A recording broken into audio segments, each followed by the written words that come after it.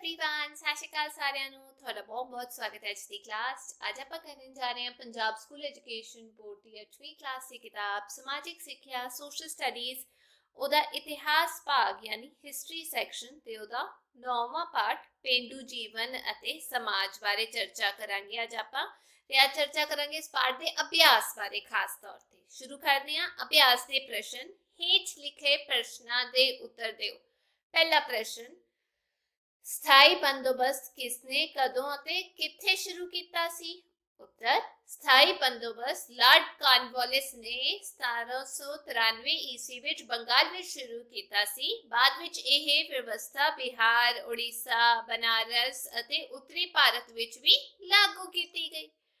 दूजा प्रश्न रैयतवाड़ी प्रबंध किसने कदों अते किथे शुरू किया सी उत्तर रैयतवाड़ी प्रबंध 1820 ईस्वी विच अंग्रेज अधिकारी थॉमस मुनरो ने मद्रास चेन्नई ते मुंबई विच शुरू किया। तीजा प्रश्न मेहरवाड़ी प्रबंध केड़े 3 खेतरां विच लागू किया गया उत्तर मेहरवाड़ी प्रबंध उत्तर प्रदेश पंजाब अते मध्य भारत दे कुछ देशां विच लागू किया गया। चौथा प्रश्न कृषि यानी खेती का वणजीकरण किवें होया उत्तर अंग्रेजी शासन तो पहला खेती पिंड दे लोकां दीयां लोड़ां नूं ही पूरा करदी सी पर अंग्रेज़ां द्वारा नवीं भूमि कर प्रणालियां तो बाद किसान मंडी विच वेचण लई फसलां उगाउण लगे ताकि वध तों वध धन कमाया जा सके। इस प्रकार पिंडां विच खेती दा वणजीकरण हो गया। पंजवा प्रश्न वणजीकरण दियां मुख फसलां किहड़ियां सन उत्तर वणजीकरण दियां मुख फसलां कणक कपाह तेल ते बीज गन्ना पटसन आदि सन। छेवां प्रश्न कृषि वणजीकरण दे दो मुख लाभ दसो उत्तर कृषि दे वणजीकरण दे कारण भिन्न प्रकार दियां फसलां उगाईयां जाण लगियां इस नाल पैदावार विच भी वाधा होया। मंडी विच किसान नूं अपनी फसल आड़ती दी सहायता नाल बेचनी पैंदी सी आड़ती मुनाफे दा एक वड्डा हिस्सा अपने कोल रख लेंदे सन। आड़ती यानी आड़ती ठीक है हुण भी है कि नहीं।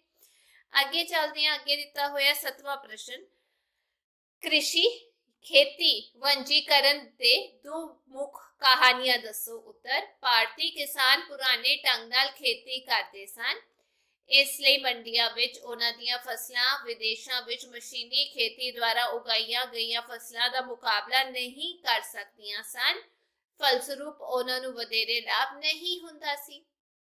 मंडी विच किसान नूं अपनी फसल आड़ती दी सहायता नाल बेचनी पैंदी सी आड़ती मुनाफे दा एक वड्डा भाग अपने कोल रख लैंदे सन इस प्रकार किसान नूं पैदावार दा मुल नहीं सी मिलदा किसान नूं। 8वां प्रश्न स्थाई बंदोबस्त की सी अते उसदे की आर्थिक प्रभाव पे उत्तर स्थाई बंदोबस्त एक भूमि प्रबंध सी इस नूं 1793 ईस्वी विच लॉर्ड कॉर्नवालिस ने बंगाल विच लागू कीता सी बाद विच इस नूं बिहार उड़ीसा बनारस अते उत्तरी भारत विच लागू कर दिता गया। इस दे अनुसार जिमीदारां नूं हमेशा दे लई जमीन दा मालक बना दिता गया। उन्हां द्वारा सरकार नूं दिता जाण वाला लगान निश्चित कर दिता गया ਉਹ लगान दी निश्चित राशि सरकारी खजाने विच जमा करवाउंदे सन जेकर कोई जमींदार लगान नहीं दे सकदा तां सरकार उसदी जमीन दा कुछ हिस्सा बेच के लगान दी राशि पूरी कर लैंदी सी। आर्थिक प्रभाव की पिया स्थाई बंदोबस्त नाल सरकार दी आमदन दा निश्चित हो गई पर किसानां ते इसका बहुत बुरा प्रभाव पिया। जमींदार उन्हां दा शोषण करन लगे जिमीदार भूमि सुधार वाल कोई ध्यान नहीं दिंदे सन फलस्वरूप किसान दी पैदावार दिन प्रतिदिन घटन लगी। 9वां प्रश्न कृषि या खेती वंजीकरण उत्ते एक संक्षेप नोट लिखो उत्तर भारत विच अंग्रेजी राज की स्थापना तो पहला पिंड आत्मनिर्भर सन लोग खेती करते सन जिसका उद्देश्य पिंड दीयां लोड़ां नूं पूरा करना हुंदा सी फसलां नूं वेचिया नहीं सी जांदा पिंड दे होर कारीगर जिवें कुम्हार जुहाहे चरमकार चमड़े दा काम करन वाले तरखान लोहार ਧੋਬੀ, ਨਾਈ ਆਦਿ ਸਾਰੇ ਮਿਲ ਕੇ ਇੱਕ ਦੂਜੇ ਦੀਆਂ ਲੋੜਾਂ ਨੂੰ ਪੂਰਾ ਕਰਦੇ ਸਨ। ਪਰ ਅੰਗਰੇਜ਼ੀ ਸ਼ਾਸਨ ਦੀ ਸਥਾਪਨਾ ਤੋਂ ਬਾਅਦ ਪਿੰਡਾਂ ਦੀ ਆਤਮ ਨਿਰਭਰ ਅਰਥ ਵਿਵਸਥਾ ਖਤਮ ਹੋ ਗਈ। ਨਵੀਆਂ ਭੂਮੀ ਕਰ ਪ੍ਰਣਾਲੀਆਂ ਦੇ ਅਨੁਸਾਰ ਕਿਸਾਨਾਂ ਨੂੰ ਲਗਾਨ ਦੀ ਨਿਸ਼ਚਿਤ ਰਾਸ਼ੀ ਸਮੇਂ ਤੇ ਚੁਕਾਉਣੀ ਪੈਂਦੀ ਸੀ। ਪੈਸਾ ਪ੍ਰਾਪਤ ਕਰਨ ਲਈ ਕਿਸਾਨ ਹੁਣ ਮੰਡੀ ਵਿੱਚ ਵੇਚਣ ਲਈ ਫਸਲਾਂ ਉਗਾਉਣ ਲੱਗੇ ਤਾਂ ਕਿ ਸਮੇਂ ਤੇ ਲਗਾਨ ਚੁਕਾਇਆ ਜਾ ਸਕੇ। ਇਸ ਪ੍ਰਕਾਰ ਖੇਤੀ ਦਾ ਉਦੇਸ਼ ਹੁਣ ਧਨ ਕਮਾਉਣਾ ਹੋ ਗਿਆ। ਇਸ ਨੂੰ ਖੇਤੀ ਦਾ ਵਣਜੀਕਰਨ ਕਿਹਾ ਜਾਂਦਾ ਹੈ। ਇੰਗਲੈਂਡ ਵਿੱਚ ਉਦਯੋਗਿਕ ਕ੍ਰਾਂਤੀ ਤੋਂ ਬਾਅਦ ਭਾਰਤ ਵਿੱਚ ਖੇਤੀ ਦੇ ਵਪਾਰੀਕਰਨ ਦੀ ਕਿਰਿਆ ਹੋਰ ਵੀ ਜਟਿਲ ਹੋ ਗਈ। ਹੁਣ ਕਿਸਾਨਾਂ ਨੂੰ ਅਜਿਹੀਆਂ ਫਸਲਾਂ ਉਗਾਉਣ ਲਈ ਮਜਬੂਰ ਕੀਤਾ ਗਿਆ ਜਿਨ੍ਹਾਂ ਤੋਂ ਇੰਗਲੈਂਡ ਦੇ ਕਾਰਖਾਨਿਆਂ ਨੂੰ ਕੱਚਾ ਮਾਲ ਮਿਲ ਸਕੇ। 10ਵਾਂ ਪ੍ਰਸ਼ਨ, ਨੀਲ ਵਿਦਰੋਹ ਤੋਂ ਤੁਸੀਂ ਕੀ ਸਮਝਦੇ ਹੋ? ਉੱਤਰ, ਨੀਲ ਵਿਦਰੋਹ ਨੀਲ ਦੀ ਖੇਤੀ ਕਰਨ ਵਾਲੇ ਕਿਸਾਨਾਂ ਦੁਆਰਾ ਨੀਲ ਉਤਪਾਦਨ ਤੇ ਵਧੇਰੇ ਲਗਾਨ ਦੀ ਵਿਰੋਧ ਵਿੱਚ ਕੀਤੇ ਗਏ। 1858 ਈਸਵੀ ਤੋਂ 1860 ਈਸਵੀ ਦੇ ਵਿਚਾਲੇ ਬੰਗਾਲ ਅਤੇ ਬਿਹਾਰ ਦੇ ਬਹੁਤ ਵੱਡੇ ਭਾਗ ਵਿੱਚ ਨੀਲ ਵਿਦਰੋਹ ਹੋਇਆ। ਇੱਥੋਂ ਦੇ ਕਿਸਾਨਾਂ ਨੇ ਨੀਲ ਉਗਾਉਣ ਤੋਂ ਨਾ ਕਰ ਦਿੱਤੀ। ਸਰਕਾਰ ਨੇ ਉਹਨਾਂ ਨੂੰ ਬਹੁਤ ਡਰਾਇਆ ਧਮਕਾਇਆ ਪਰ ਉਹ ਆਪਣੀ ਜ਼ਿੱਦ ਤੇ ਅੜੇ ਰਹੇ।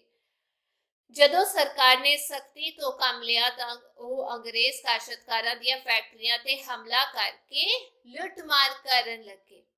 ਉਹਨਾਂ ਨੂੰ ਰੋਕਣ ਦੇ ਸਾਰੇ ਸਰਕਾਰੀ ਯਤਨ ਅਸਫਲ ਰਹੇ। 1866 ਤੋਂ 68 ਈਸਵੀ ਵਿੱਚ ਨੀਲ ਦੀ ਖੇਤੀ ਵਿਰੁੱਧ ਬਿਹਾਰ ਦੇ ਚੰਪਾਰਨ ਜ਼ਿਲ੍ਹੇ ਵਿੱਚ ਵਿਦਰੋਹ ਹੋਇਆ। ਇਹ ਵਿਦਰੋਹ 20ਵੀਂ ਸਦੀ ਦੇ ਆਰੰਭ ਤੱਕ ਜਾਰੀ ਰਿਹਾ। ਉਹਨਾਂ ਦੇ ਸਮਰਥਨ ਵਿੱਚ ਗਾਂਧੀ ਜੀ ਅੱਗੇ ਆਏ, ਫਿਰ ਹੀ ਸਮੱਸਿਆ ਹੱਲ ਹੋ ਸਕੀ। 11ਵਾਂ ਪ੍ਰਸ਼ਨ, ਮਹਿਲਵਾੜੀ ਪ੍ਰਬੰਧ ਕੀ ਸੀ? ਉੱਤਰ, ਮਹਿਲਵਾੜੀ ਪ੍ਰਬੰਧ ਰੇਤਵਾੜੀ ਪ੍ਰਬੰਧ ਦੇ ਦੋਸ਼ਾਂ ਨੂੰ ਦੂਰ ਕਰਨ ਲਈ ਕੀਤਾ ਗਿਆ। ਇਸ ਨੂੰ ਉੱਤਰ ਦੇਸ਼ ਜਾਂ ਆਪਾਂ ਕਹਿ ਸਕਦੇ ਹਾਂ ਉੱਤਰ ਪ੍ਰਦੇਸ਼, ਠੀਕ ਹੈ, ਪੰਜਾਬ ਅਤੇ ਮੱਧ ਭਾਰਤ ਦੇ ਕੁਝ ਦੇਸ਼ਾਂ ਵਿੱਚ ਲਾਗੂ ਕੀਤਾ ਗਿਆ। ਇਸ ਪ੍ਰਬੰਧ ਦੀ ਵਿਸ਼ੇਸ਼ਤਾ ਇਹ ਸੀ ਕਿ ਇਸ ਦੇ ਦੁਆਰਾ ਭੂਮੀ ਦਾ ਸੰਬੰਧ ਨਾ ਤਾਂ ਕਿਸੇ ਵੱਡੇ ਜ਼ਿਮੀਂਦਾਰ ਨਾਲ ਜੋੜਿਆ ਜਾਂਦਾ ਸੀ ਅਤੇ ਨਾ ਹੀ ਕਿਸੇ ਕਿਸਾਨ ਨਾਲ। ਇਹ ਪ੍ਰਬੰਧ ਅਸਲ ਵਿੱਚ ਪਿੰਡ ਦੇ ਸਮੁੱਚੇ ਭਾਈਚਾਰੇ ਦੇ ਨਾਲ ਹੁੰਦਾ ਹੈ। ਭੂਮੀ ਕਰ ਲਗਾਨ ਦੇਣ ਲਈ ਪਿੰਡ ਦਾ ਸਾਰਾ ਭਾਈਚਾਰਾ ਹੀ ਜ਼ਿੰਮੇਦਾਰ ਹੁੰਦਾ ਸੀ। ਭਾਈਚਾਰੇ ਵਿੱਚ ਇਹ ਨਿਸ਼ਚਿਤ ਕਰ ਦਿੱਤਾ ਗਿਆ ਸੀ ਕਿ ਹਰੇਕ ਕਿਸਾਨ ਨੇ ਕੀ ਕੁਝ ਦੇਣਾ ਹੈ। ਜੇਕਰ ਕੋਈ ਕਿਸਾਨ ਆਪਣਾ ਹਿੱਸਾ ਨਹੀਂ ਦਿੰਦਾ ਸੀ ਤਾਂ ਉਸ ਦੀ ਪ੍ਰਾਪਤੀ ਪਿੰਡ ਦੇ ਭਾਈਚਾਰੇ ਤੋਂ ਕੀਤੀ ਜਾਂਦੀ ਸੀ। ਇਸ ਪ੍ਰਬੰਧ ਨੂੰ ਸਭ ਤੋਂ ਵਧੀਆ ਪ੍ਰਬੰਧ ਮੰਨਿਆ ਜਾਂਦਾ ਹੈ ਕਿਉਂਕਿ ਇਸ ਵਿੱਚ ਪਹਿਲਾਂ ਦੇ ਦੋਹਾਂ ਪ੍ਰਬੰਧਾਂ ਦੇ ਗੁਣ ਮੌਜੂਦ ਸਨ। ਇਸ ਪ੍ਰਬੰਧ ਵਿੱਚ ਕੇਵਲ ਇਹ ਹੀ ਦੋਸ਼ ਸੀ ਕਿ ਇਸ ਦੇ ਅਨੁਸਾਰ ਲੋਕਾਂ ਨੂੰ ਬਹੁਤ ਜ਼ਿਆਦਾ ਭੂਮੀ ਕਰ ਲਗਾਨ ਦੇਣਾ ਪੈਂਦਾ ਸੀ। 12ਵਾਂ ਪ੍ਰਸ਼ਨ, ਰੇਤਵਾੜੀ ਪ੍ਰਬੰਧ ਦੇ ਲਾਭ ਲਿਖੋ। ਉੱਤਰ, 1820 ਈਸਵੀ ਵਿੱਚ ਥਾਮਸ ਮੁਨਰੋ ਮਦਰਾਸ ਚੇਨਈ ਦਾ ਗਵਰਨਰ ਨਿਯੁਕਤ ਹੋਇਆ। ਉਸਨੇ ਭੂਮੀ ਦਾ ਪ੍ਰਬੰਧ ਇੱਕ ਨਵੇਂ ਢੰਗ ਨਾਲ ਕੀਤਾ ਜਿਸ ਨੂੰ ਰੇਤਵਾੜੀ ਪ੍ਰਬੰਧ ਦੇ ਨਾਂ ਨਾਲ ਬੁਲਾਇਆ ਜਾਂਦਾ ਹੈ। ਇਸ ਨੂੰ ਮਦਰਾਸ ਯਾਨੀ ਚੇਨਈ ਅਤੇ ਬੰਬਈ ਜਾਂ ਮੁੰਬਈ ਵਿੱਚ ਲਾਗੂ ਕੀਤਾ ਗਿਆ। ਇਸ ਦੇ ਅਨੁਸਾਰ ਸਰਕਾਰ ਨੇ ਭੂਮੀ ਕਰ ਉਹਨਾਂ ਲੋਕਾਂ ਤੋਂ ਲੈਣ ਦਾ ਫੈਸਲਾ ਕੀਤਾ ਜਿਹੜੇ ਖੁਦ ਖੇਤੀ ਕਰਦੇ ਸਨ।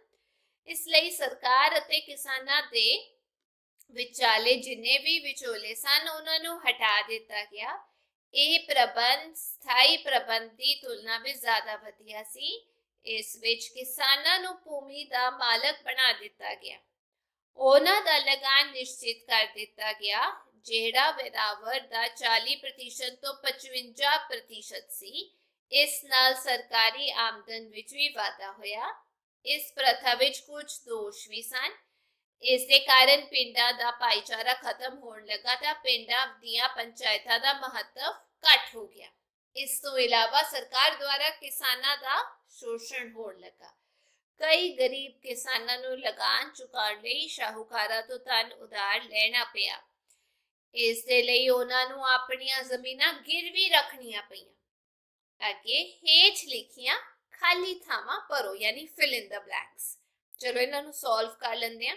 ਸਭ ਤੋਂ ਪਹਿਲਾ ਹੈਗਾ ਇਹਦੇ ਵਿੱਚ ਜਿਹੜਾ ਦਿੱਤਾ ਹੋਇਆ ਠੇਕੇਦਾਰ ਕਿਸਾਨਾਂ ਨੂੰ ਵੱਧ ਤੋਂ ਵੱਧ ਲੁੱਟਦੇ ਸਨ। ਦੂਜਾ, ਸਥਾਈ ਬੰਦੋਬਸਤ ਕਾਰਨ ਜ਼ਿਮੀਂਦਾਰ ਭੂਮੀ ਦੇ ਮਾਲਕ ਬਣ ਗਏ। ਤੀਜਾ, ਜ਼ਿਮੀਂਦਾਰ ਕਿਸਾਨਾਂ ਉੱਤੇ ਬਹੁਤ ਜ਼ੁਲਮ ਜਾਂ ਅਤਿਆਚਾਰ ਕਰਦੇ ਸਨ। ਚੌਥਾ, ਭਾਰਤ ਵਿੱਚ ਅੰਗਰੇਜ਼ੀ ਸ਼ਾਸਨ ਦੀ ਸਥਾਪਨਾ ਤੋਂ ਪਹਿਲਾਂ ਭਾਰਤੀ ਲੋਕਾਂ ਦਾ ਮੁੱਖ ਕਿੱਤਾ ਖੇਤੀਬਾੜੀ ਸੀ।